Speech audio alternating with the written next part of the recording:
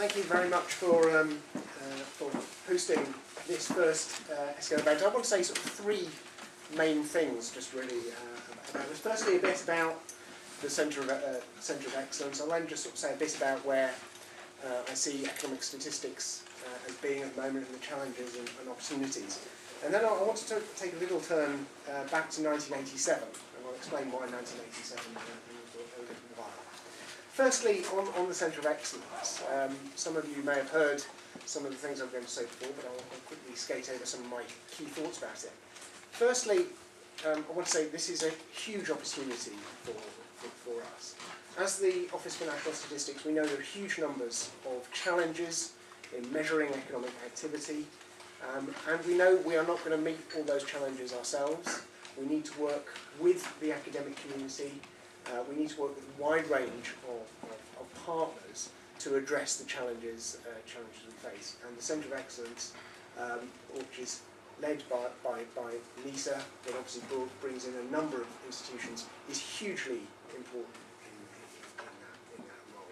It's a way we want to work, an open and collaborative way where we can bring in the expertise that we need to address the current economic measurement challenges. Secondly, I want to say a little bit about where we are now, and there were sort of two sort of facts that sort of stood out for me. One is we are sort of 10 years since the sort of start of the financial crisis, broadly speaking, and it is remarkable how much we are still living with the consequences of that. A couple of facts. When we get to the 5th of July, it will be 10 years since the Bank of England last raised interest rates. I think you have to go back to the 1830s for a period of stability like that, and it will be 8 years since interest rates fell below 1%. 1%, barely a rate any of us would have expected to have seen before the start of the financial crisis. So we are living in some sort of amazing times in terms of economic history. And we're also living with some very ingrained challenges.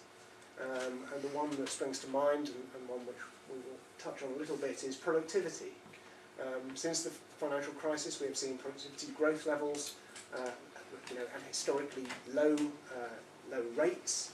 And we have seen, particularly in the UK, this productivity puzzle being absolutely at the forefront of a lot of debate.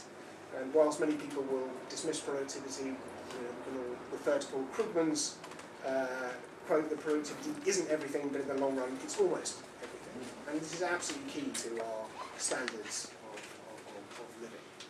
So, issues of economic measurement, understanding our economy to give policymakers the best information to make choices, to design economic policy, it's arguably never been more important. 10 years after the start of the financial crisis, and with productivity growth at historically low levels.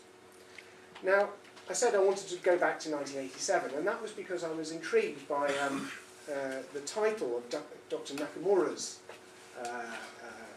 paper, which is based on a quote from Robert Solow, who in 1987 wrote that you can see the computer age everywhere but in the productivity statistics. And I actually dug out the original review.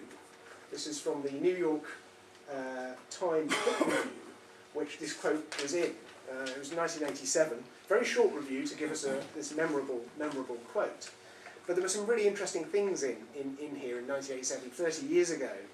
The article was based on a book worrying about the decline of manufacturing industry, large current account and trade deficits in the United States, issues that sort of very much resonate now. But it was also talking about many of the things that challenge us today, such as the complementarity between the production of services and manufacturing industry, something that's often quoted in the aerospace industry.